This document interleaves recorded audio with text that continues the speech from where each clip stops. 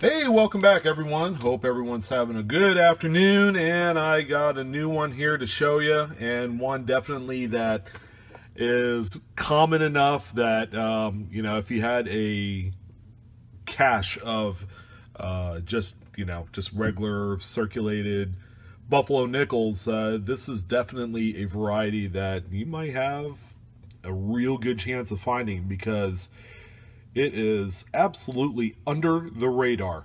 All right. And it's a 1936 Buffalo Nickel Double Die Obverse #1. And it is a Cherry Picker's Guide variety, FS 101. And this one grades out XF 40. This is the only one I have graded, but I have probably 15 copies of this particular coin, ranging from good to AU. Have yet to find the mint state.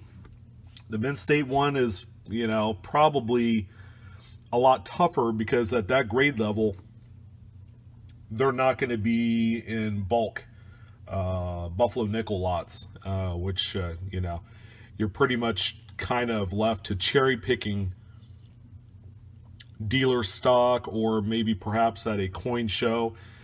Not a lot of dealers pay any attention to this variety, but I have been, and compared to a regular 1936p Buffalo nickel, it is worth probably about 5 times the amount of money, if not more.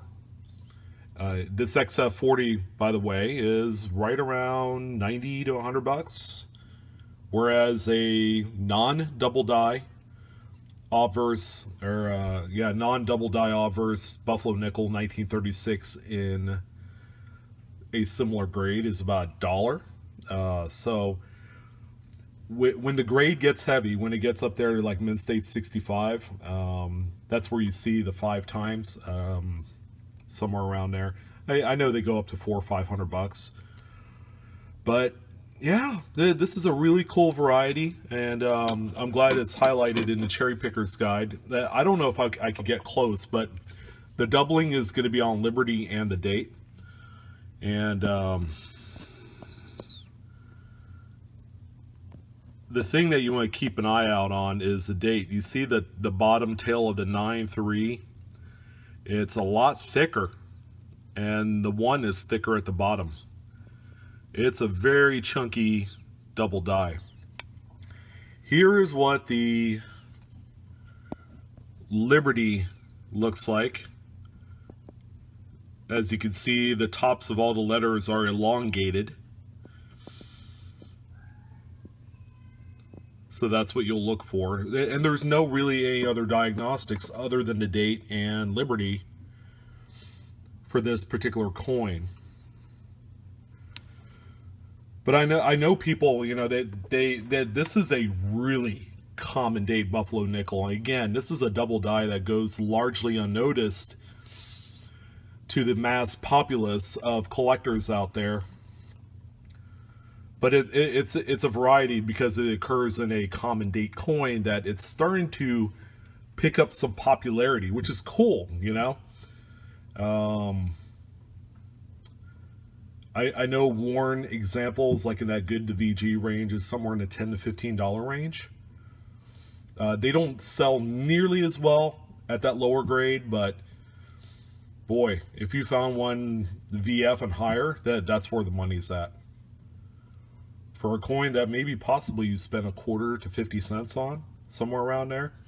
So if you cherry pick, you know, some bulk circulated common date material at the coin shop, you could find something like this. So here's a few diagnostics on the date and Liberty compared to a regular coin. So there's a close-up of the date. Now, as you can see, the difference is crystal clear on both of them. The top coin is my coin, okay, and then the bottom coin is a regular 36p without the double die. You could tell just right off the bat the thickness at the bottom parts of the numbers in 1936 make up this double die. And here is the diagnostics in Liberty, and same thing, man. The regular coin is nice and crisp. The double die, which is my coin, has the elongated look, you know, which is the doubling of Liberty. And these are the two diagnostics that you're going to look for in this 1936. So I implore you, I encourage you, if you guys have a coin shop that you love going to, and they have this like big bucket of Buffalo nickels that's sat there untouched in like medium circulated grades, like, you know, fine to XF, man, take an afternoon, look through it, bring your 8 times power magnifier or better, or a little bit less because you can kind of see it with the naked eye. But it's always good to, you know, get this thing under magnification, and I guarantee you, you're going to find at least one. That's how under the radar they are, and they sell for good money. Okay, whether it's raw or graded, it doesn't matter. The name of the game is, hey, let's find coins that we could flip to make a profit on this one, because they're out there, and I found my fair share, and I don't even look that much. You know, I'll check them out every time I go to a show. Maybe I'll look at a few dealer tables, but boy, this is a really neat double die that's only going to get more popular as the hobby, you know, gets up there. But anyways, I hope you guys enjoyed this video. If you do, go ahead and hit the like button for me. Let's see if we can get like 1,000 likes on this by the end of the year, or more. I'll gladly take 10,000 likes. I don't care. But yeah, go ahead and subscribe to Blue Ridge Silverhound if you haven't done so already. And yeah, we're going to keep this coin collecting, paper money stacking train going. And I appreciate your guys' time, and I'll see you guys next time. All right, happy hunting.